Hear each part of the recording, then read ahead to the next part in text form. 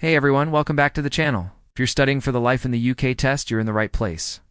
Today we are diving deep into one of the more action-packed parts of the handbook, war at home and abroad. But we are not just listing dates and names, we are bringing history to life so it actually sticks. Here's the plan. First, read the chapter.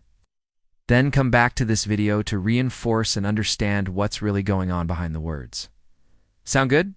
Let's get started. So what were the Middle Ages, also known as the medieval period? This era runs from the Norman conquest in 1066 to around 1485. That is over 400 years of dramatic history. It was a time of knights, castles, and almost constant war. Think of it like a medieval version of a high-stakes chess match. English kings versus Welsh rebels, Scottish warriors, Irish lords, and even French armies. And no side was willing to give up without a fight. And let's start with Wales. The English were very determined to control it. In 1284, King Edward I passed the Statute of Rhuddlan, which officially annexed Wales to the English crown. To make sure everyone knew he was serious, Edward built massive castles, like Conway and Carnarvon, that still stand today. Imagine these as medieval military bases. Over time, English laws and even the English language were introduced. By the 1400s, the last major Welsh rebellions were crushed. Scotland, however, told a very different story. The Scots weren't giving in so easily. The turning point came in 1314 at the Battle of Bannockburn.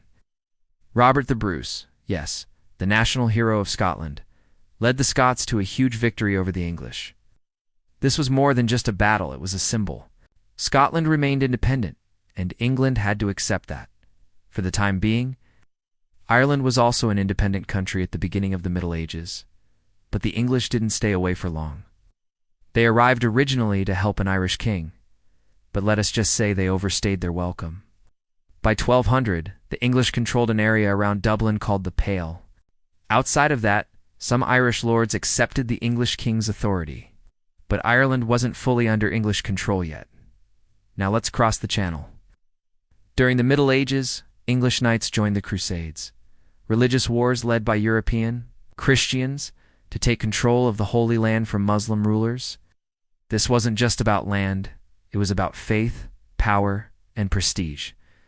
Taking part in the Crusades was seen as both a duty and a path to glory.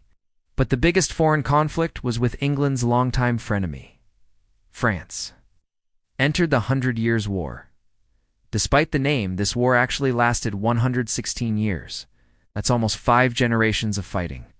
One of the most legendary moments, the Battle of Agincourt in 1415. King Henry V led a tiny English army against a much larger French force and won big time. This battle made Henry V a national hero and proved that tactics and morale could beat numbers. Eventually, though, England lost its hold in France, withdrawing in the 1450s. The war ended, but the story of national identity had already changed forever. So why does all this matter for the Life in the UK test and for you? Because these wars shaped the relationships between the nations that make up the UK today. They tell us why Scotland and Wales have different histories and identities, how England became the dominant force in the British Isles. And the foreign wars? They set the stage for Britain's later global ambitions. From empire building to diplomacy, this isn't just a list of facts. It asks the foundation of how the UK evolved as a nation.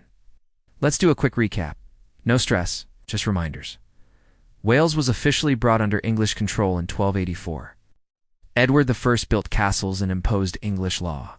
Scotland stayed independent after winning the Battle of Bannockburn in 1314.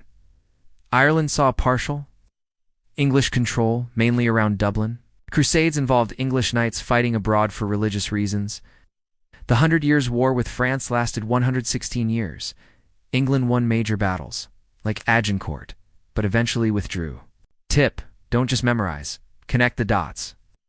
Ask yourself, what did each war change? Who gained power? Who lost it? That's how you'll really understand what you're reading. And hey, if you found this helpful, share it with someone else preparing for the test. Let's make learning this stuff a bit more human, a bit more memorable. Thanks for watching, and remember, you're not just preparing for a test, you're understanding the roots of the UK story. Subscribe for more videos like this, and I'll see you in the next one. Good luck with your studying. Bye for now.